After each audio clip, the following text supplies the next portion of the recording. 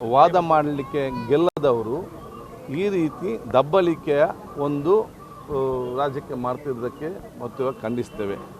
ಪ್ರದೀಪ್ ಈಶ್ವರ್ ಅವರಿಗೆ ಯಾರು ಇವತ್ತು ಚಪ್ಪಲಿ ಎಸಲಿಕ್ಕೆ ಪ್ರಯತ್ನ ಪಟ್ರ ಮುಂದಿನ ದಿನಗಳಲ್ಲಿ ಅವರೇ ಬಂದು ಮಾಲಾರ್ಪಣೆ ಮಾಡಿ ಅವರನ್ನು ಬಹುಶಃ ಇವತ್ತು ಗೌರವಿಸುವಂಥ ಮತ್ತು ಸನ್ಮಾನ ಮಾಡುವ ಕಾಲಘಟ್ಟವು ಕೂಡ ಇವತ್ತು ಪ್ರದೀಪ್ ಈಶ್ವರ್ಗೆ ಬರ್ತದೆ. ಕಾಂಗ್ರೆಸ್ ಪಕ್ಷ ಎಲ್ಲರೂ ಕೂಡ ಅವರ ಜೊತೆ ನಿಂತು ಅವರಿಗೆ ಬೇಕಾಗುವಂಥ ಎಲ್ಲ ಪ್ರೋತ್ಸಾಹ ಮತ್ತು ಅವರಿಗೆ ಬೇಕಾದಂಥ ಎಲ್ಲ ಸ್ಥಾನಗಳು ಕಾಂಗ್ರೆಸ್ ಪಕ್ಷ ಕೊಡ್ತದೆ.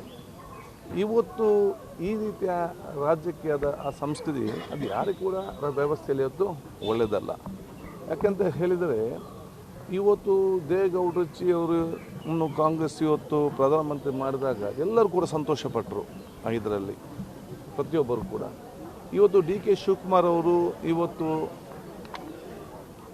ನಮ್ಮ ರಾಜ್ಯದ ಮುಖ್ಯಮಂತ್ರಿಯಾಗಿ ಪ್ರತಿಜ್ಞೆ ಸ್ವೀಕಾರ ಮಾಡಿ ಬಹುಶಃ ಇವತ್ತು ಅವರು ಹೋಗಿ ಇದರಂತ ದೇವೇಗೌಡಜಿಯವರ ಕಾಲಿಗೆ ಬಿದ್ದು ನಮಸ್ಕಾರ ಮಾಡಿ ಆಶೀರ್ವಾದ ಪಡೆದರು. ಆದರೆ ಇವತ್ತು ಅವರ ಪಕ್ಷದ ಕಾರ್ಯಕರ್ತಂದು ಹೇಳುವವರು ಡಿ.ಕೆ. ಶಿವಕುಮಾರ್ ಹೋಗಿ ಹಿರಿಯರ ಕಾಲಿಗೆ ಬಿದ್ದು ನಮಸ್ಕಾರ ಮಾಡಿ ಆ ಒಂದು ಆಶೀರ್ವಾದ ಪಡೆದರೆ ಇವರು ಕಾಲಲ್ಲಿದ್ದ ಚಪ್ಪಲಿನ ಕೈಯಲ್ಲಿ ಹಿಡಿದು ರಾಜಕೀಯ ಮಾಡ್ತಾರೆ. ಇದು ಕಾಂಗ್ರೆಸ್ ಸಂಸ್ಕೃತಿ ಮತ್ತು ಪ್ರತಿಪಕ್ಷ ಸಂಸ್ಕೃತಿಯನ್ನು ಇವತ್ತು ತೋರಿಸ್ತದೆ. ಅದಕ್ಕೆ ನಾವೆಲ್ಲರೂ ಕೂಡ ಪ್ರದೀಪ್ ಈಶ್ವರ್ ಜೊತೆ ಇದ್ದೇವೆ. ಬಹುಶಃ ಇಂಥದ್ದು ನಾವು ಯಾರು ಕೂಡ ಇವತ್ತು ಕಾಂಗ್ರೆಸ್ ಪಕ್ಷ 100 ವರ್ಷ ಇತಿಹಾಸ ಇದೆ. ಇಂಥದ್ದು ಎಷ್ಟೋ ನೋಡಿಕೊಂಡು ನಾವೆಲ್ಲ ಇವತ್ತು ಬಂದಿರುವಂಥದ್ದು. ಅದನ್ನು ಈ ರೀತಿಯ ಅಸೂಯೆ ರಾಜಕಾರಣ, ದ್ವೇಷದ ರಾಜಕಾರಣ ನಾಗರಿಕ ಸಮಾಜ ಒಪ್ಪೋದಿಲ್ಲ. ಅದರಲ್ಲಿ ಕರ್ನಾಟಕದವರು ಎಂದೂ ಕೂಡ ಇದನ್ನು ಒಪ್ಪಲಿಕ್ಕೆ ಸಾಧ್ಯವಿಲ್ಲ.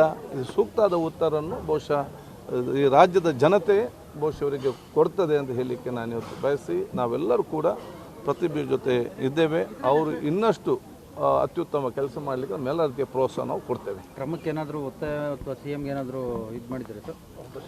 ಅದು ನೋಡಿ, ಅದು ಇವತ್ತು ನಮ್ಮ ಸಂಸ್ಕೃತಿ ಏನಿದೆ, ಒಬ್ಬ ಚಪ್ಪಲಿ ಎಸೆದಾಗ ಅವನಿಗೆ ಮತ್ತೆ ಚಪ್ಪಲಿ ಬಿಸಾಡಬೇಕಾದ್ರೆ ಏನು ಕಷ್ಟ ಇಲ್ಲ. ನೀವು ಸಣ್ಣ ಮಕ್ಕಳಿಗೆ ಚಪ್ಪಲಿ ಬಿಸಾಡಿ ಆ ಸಣ್ಣ ಮಗು ತೆಗೆದು ನಿಮಗೆ ಹಿಂದೆ ಬಿಡ್ತದೆ. ಅದು ಯಾರಾದರೂ ಈ ಚಪ್ಪಲಿ ಬಿಸಾಡಿದಾಗ ನೆಗಡಿಕೊಂಡು ದೇವ್ರು ನಿಮಗೆ ಇನ್ನೊಂದು ಒಳ್ಳೆಯ ಬುದ್ಧಿ ಕೊಡಲಿ ಅಂತೇಳಿ ಮುಂದೆ ಹೋಗ್ತಾರಲ್ಲ, ಅದು ನಿಜವಾದ ವ್ಯಕ್ತಿತ್ವ. ಆ ವ್ಯಕ್ತಿತ್ವ ಪ್ರದೀಪ್ ಈಶ್ವರ್ ಮತ್ತು ನಮ್ಮ ಕಾಂಗ್ರೆಸ್ನ ವ್ಯಕ್ತಿತ್ವ ಮತ್ತು ಸಂಸ್ಕೃತಿ ಅಂತ ನಾನು ಹೇಳಲಿಕ್ಕೆ ನಾನು ಇವತ್ತು ಬಯಸ್ತೇನೆ.